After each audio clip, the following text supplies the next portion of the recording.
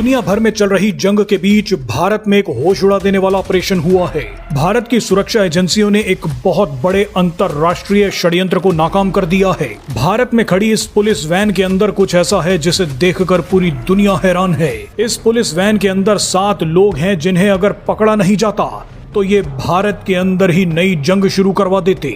NIA ने एक बड़े अंतर्राष्ट्रीय आतंकी साजिश का खुलासा करते हुए 7 विदेशी नागरिकों को गिरफ्तार किया। इनमें एक अमेरिकी और 6 यूक्रेन के नागरिक शामिल हैं, जिनमें बताया जा रहा है एक अमेरिकन भी है जो सीआईए का एजेंट भी है। वो कर रहे हैं, ये नहीं है कि नहीं कर रहे हैं। और ये पाकिस्तानी बैठ के इधर करें, नहीं बड़ा मुश्किल है उनको करने के लिए। अरे यार, अगर मुश्किल है तो है, मगर वो तो अभी से शुरू कर रहे हैं। ज़ेलेंस्की जो है इस समय मोदी जी से गिड़गिड़ा रहा है कि जी जो 5 यूक्रेनी जासूस और मर्सिनरीज जो पकड़े गए हैं मिजोरम के अंदर, जी वो तो ऐसे ही पहुंच गए, उनको पता नहीं था जी मिजोरम रिस्ट्रिक्टेड एरिया है, वो ऐसे ही बॉर्डर क्रॉस करके चले गए, उन्हें छोड़ दीजिए।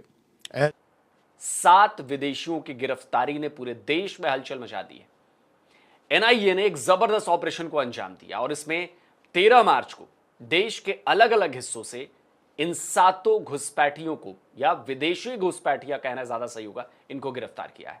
सीआईए का प्लॉट है, सीआईए पकड़ा जा चुका है, बहुत बड़ा फेलियर है ये यूएस की इंटेलिजेंस एजेंसीज का।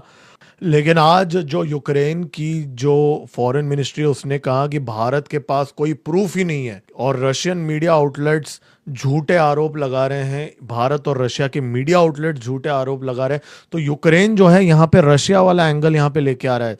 जैसा मैंने आपको कहा था, रशियन इंटेलिजेंस एजेंसी ने इन लोगों का अलर्ट हमें दिया था, इंफॉर्मेशन प्रोवाइड किया था। दोस्तों, राष्ट्रीय जांच एजेंसी एनआईए ने म्यांमार में जातिश्रय समूह को हथियार, आतंकी सामग्री और प्रशिक्षण देने के आरोप में एक अमेरिकी नागरिक मैथ्यू वैन डाइक के साथ यूक्रेन के 6 नागरिकों को गिरफ्तार किया है। इसमें यूक्रेन के 3 नागरिकों को दिल्ली, 3 को लखनऊ, जबकि अमेरिकी नागरिक को कोलकाता से पकड़ा गया। कोर्ट में पेशी के बाद विशेष अदालत ने 7 आरोपियों को 11 दिन के लिए एनआईए रिमांड पर भेज दिया है। एनआईए ने कहा, आरोपी कुछ प्रतिबंध भारतीय विद्रोही समूहों को हथियार प्रशिक्षण दे रहे थे। यह आरोपी भारत की राष्ट्रीय सुरक्षा के खिलाफ काम कर रहे थे।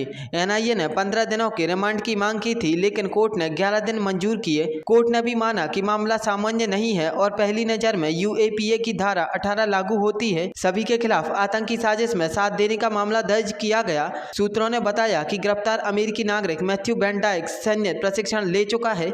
मैथ्यू वैन डाइक और 6 यूक्रेनियन जो हैं वो अरेस्ट हो चुके हैं भारत के अंदर और उनकी इस समय एनआईए इंटेरोगेशन कर रहा है। और यूक्रेन की जो एम्बेसी है उन्होंने बोला है, जी ये जो यूक्रेनी है इनको छोड़ दो आप, क्योंकि इनको पता नहीं था कि मिजोरम रिस्ट्रिक्टेड एरिया है और भारत के अंदर कोई क्लियर मैपिंग नहीं है कि जी ये रिस्ट्रिक्टेड एरिया है या नहीं है। ये गवार यूक्रेनियों को इतना भी नहीं पता था कि मिजोरम जो है एक पूरा नक्शा है, google.com के अंदर जाके आप भी पता लगा सकते हैं जी, एक पूरा का पूरा स्टेट है।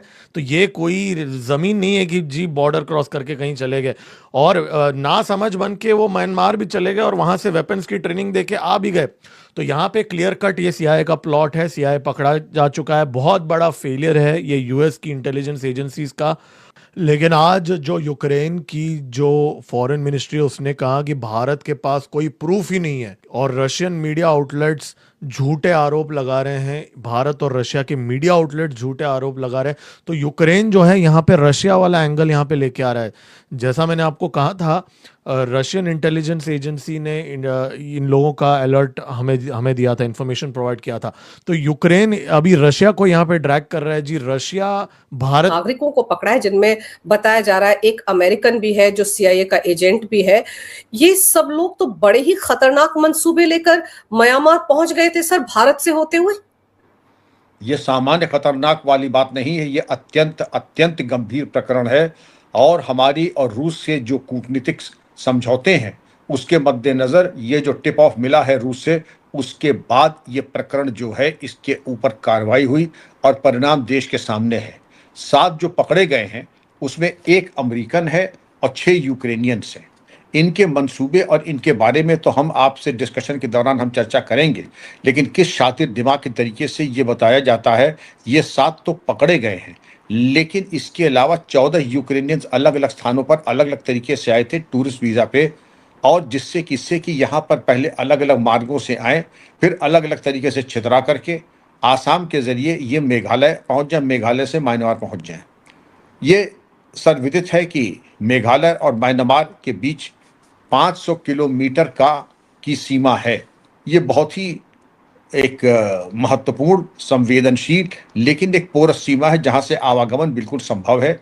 लेकिन जिस तरीके से इन्होंने इनका आगमन हुआ, और वहां पे वैसे भी आपने देखा होगा कि प्रधानमंत्री अब नॉर्थ ईस्ट कब जाएंगे, आपने सुना प्रधानमंत्री नॉर्थ ईस्ट कब जाएंगे। आपको याद होगा जैसे ये भौंकने वाले कुत्ते होते हैं, ये हर शोबे प्रधानमंत्री, आप चर्चा कर रहे हैं, अगर मान लीजिए आप किसी प्रकरण पर CAA पे, प्रधानमंत्री नॉर्थ ईस्ट कब जाएंगे, आप क्यों प्रधानमंत्री को नॉर्थ ईस्ट भेजे। तो अब इसका उत्तर अब मिल रहा है, ये प्रधानमंत्री को जबरदस्ती नॉर्थ ईस्ट क्यों भेजना चाहते थे।